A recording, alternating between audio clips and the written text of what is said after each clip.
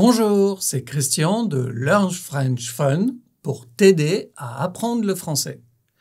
Aujourd'hui, nous allons parler d'une particularité très intéressante du français. Quand utiliser vous et quand utiliser tu. Tu as certainement remarqué que je dis tu quand je te parle. Pourquoi? Nous verrons d'abord les règles générales, puis quelques situations spécifiques.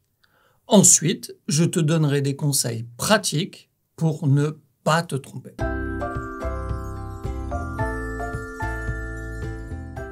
Quelles sont les règles générales de tu et vous?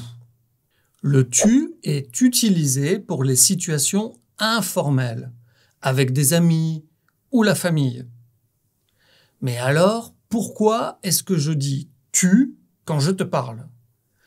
Pourquoi un professeur utilise le tutoiement, c'est-à-dire dire tu, quand il parle à ses étudiants?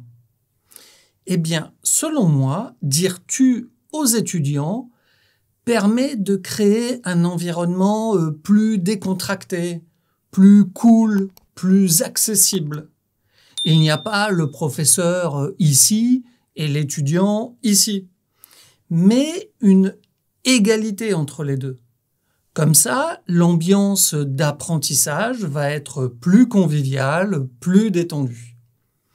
Et au final, c'est super pour l'étudiant qui a moins de pression pour apprendre et qui peut donc améliorer son français. Mais alors, quand est-ce qu'on utilise le vous? Le vous sert habituellement pour les situations formelles ou pour montrer du respect, comme avec un inconnu, ou au travail avec un supérieur, le chef ou la chef, ou aussi avec une personne âgée. Attention, si tu dis « Ah ben voilà, avec une personne âgée, je dois alors dire vous à Christian ». Et bien sûr, comme toujours, dans le petit PDF bonus, tu trouveras la synthèse de la vidéo, tes exercices et la correction pour t'entraîner et devenir un champion avec le tu et le vous en français. Télécharge-le tout de suite, le lien est dans la description de la vidéo et c'est gratuit.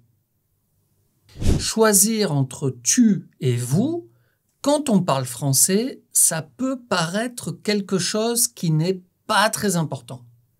Mais en fait, tu dois savoir qu'à l'examen du DELF, à l'écrit et à l'oral, c'est quelque chose que les examinateurs vont observer. Est-ce que le candidat choisit la bonne forme? Si le candidat parle avec un ami, est-ce qu'il dit bien tu? Si le candidat parle, par exemple, avec un vendeur, est-ce que là, il dit bien vous? Ok. Alors, on va tester tout ça ensemble. Je vais te présenter des situations et tu vas me dire quelle phrase tu devrais utiliser. Première situation. Tu es au restaurant avec des amis et tu aimerais avoir un verre de vin. D'eau. Un verre d'eau, bien sûr. Un verre d'eau, pas de vin. Mais tu ne peux pas attraper la bouteille. Alors, qu'est-ce que tu dis à ton ami? Réponse A. Pourriez-vous me passer la bouteille? Réponse B. Peux-tu me passer la bouteille? La réponse B. Bien sûr. Peux-tu me passer la bouteille? Tu parles avec un ami, donc on utilise la forme informelle, le tu. Deuxième situation. Je suis au travail et, selon toi, à qui je parle quand je dis cette phrase? Bonjour Monsieur Martin, pouvez-vous me donner votre opinion, votre avis sur ce rapport? Réponse A, je parle à un collègue de travail. Ou réponse B, je parle à un supérieur, un cadre, un manager, un chef, quoi. Réponse B, je parle à un chef. J'utilise le vouvoiement, c'est-à-dire dire vous. quand je parle avec un supérieur hiérarchique au travail. C'est l'usage en France. Même si dans de plus en plus d'entreprises, il est fréquent d'utiliser la forme « tu » pour parler à son supérieur. Mais attention, avant de dire « tu » à ton chef, en France, tu dois vraiment être sûr que c'est normal de faire ça. Troisième situation. Tu es avec ton nouveau compagnon ou nouvelle compagne et pour la première fois, tu vas rencontrer ses parents. C'est le grand jour. Tu arrives chez ses parents. Bonjour, bonjour, blablabla, blablabla. Et là, le papa de ton amoureuse ou de ton amoureux te dit « Oh, pas de problème, tu peux me dire tu ».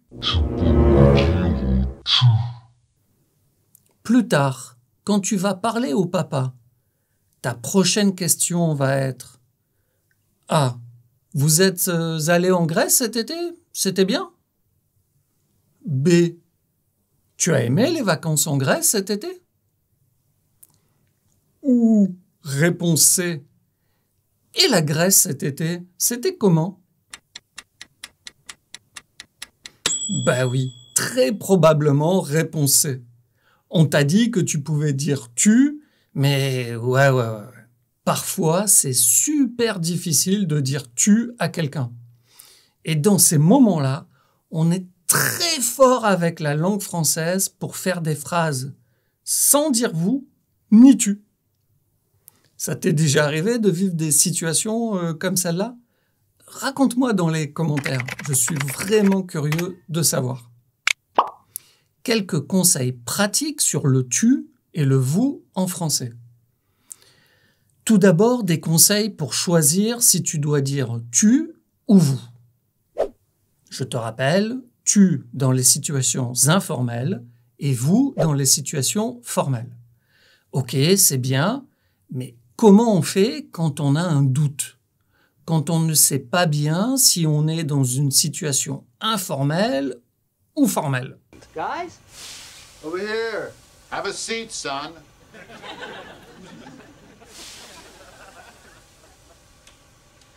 Hey!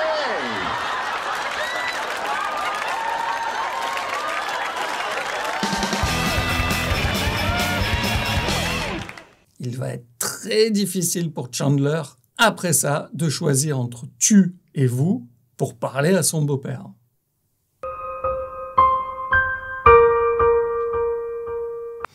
Mais si tu hésites, si tu n'es pas sûr, choisis de dire vous. Au pire, on va penser que tu es très poli, trop poli. Ok, mais ce n'est pas grave. Alors que si tu choisis de dire tu, mais que ton interlocuteur, la personne à qui tu parles, s'attend à entendre vous, tu vas passer pour quelqu'un de mal poli. Quelqu'un qui ne connaît même pas les règles élémentaires de la politesse.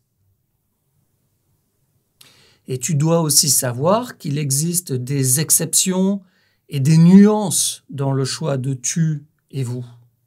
Là, c'est à toi d'observer, d'écouter ce que disent les autres.